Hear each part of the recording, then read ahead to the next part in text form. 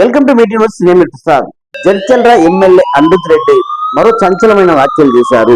మొన్న జరిగినటువంటి సర్పంచ్ ఎన్నికల్లో ఏదైతే కాంగ్రెస్ సర్పంచ్ ఎన్నికైన వారికి మేము నిధులు మంజూరు చేస్తాము, బీఆర్ఎస్ పార్టీకి గెలిచిన సర్పంచులకు మేము అభివృద్ధి కార్యక్రమాల్లో కావచ్చు, ఇందిరమ్మ ఇల్లు కావచ్చు, ఏదైనా ప్రభుత్వం నుంచి వచ్చిన సంక్షేమ పథకాలు వాళ్ళకి ఎట్టి పరిస్థితులు ఇవ్వబడవు.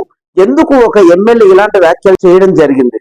ప్రజాస్వామ్యంలో ప్రజల చేత ఎన్నుకోబడిన ఏ నాయకుడికైనా ప్రజాస్వామ్యం సమానంగా ఉండాలి.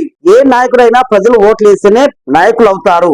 అలాంటి సమయాన్ని ఉద్దేశాన్ని ఈ రోజు వక్రీకరించి ఎమ్మెల్యే అమృత్ రెడ్డి గారు ఎందుకు బీఆర్ఎస్ పార్టీ నుంచి గెలిచిన సర్పంచులకు ఎట్టి పరిస్థితుల్లో కూడా నేను వాళ్ళకు నిధులు మంజూరు చేయను అనేది పదే పదే ఎందుకు అనాల్సి వచ్చింది? ఒక ఎమ్మెల్యే ఒక పార్టీకి వెళ్ళి గెలిచిన నాయకులకి మరో పార్టీ గెలిచిన నాయకులకి ప్రభుత్వం ఒకేలా ఉండదా?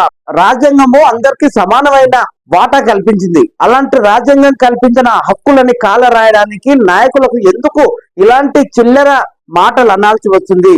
సాక్షాత్తు ఒక కార్యకర్తల సమావేశంలో బీఆర్ఎస్ పార్టీ నుంచి గెలిచిన సర్పంచులకు ఇలాంటి మేము నిధులు మంజూరు చేయాలని ఆయన బల్ల గుద్దినట్టు ఎందుకు చెప్పాల్సి వచ్చింది? ఇలాంటి వాక్యాలతో ఇలాంటి మాటలతో నాయకులు ఎందుకు దిగజారుతున్నారు ప్రజల్లోకి? అంటే ఒక పార్టీ ఒక వర్గం వారికి గెలిచిన వారికి నిధులు ఇస్తారా?